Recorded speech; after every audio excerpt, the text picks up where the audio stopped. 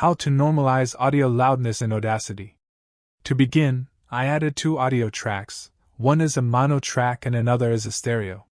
Audio gets delivered to us at different volume levels, so we apply loudness normalization to balance soft and loud audio clips, creating a more balanced uniform experience.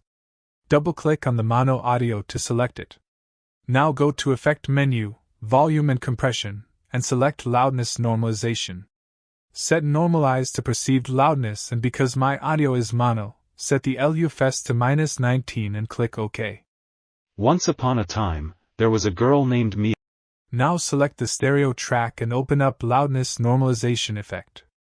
For this stereo track, check the Normalize Stereo Channels Independently checkbox, set LUFS to -16, and click OK. Once upon a time, there was a girl named Mia who had a love for all things creative. Anyway guys, thanks for watching and I hope you found this useful.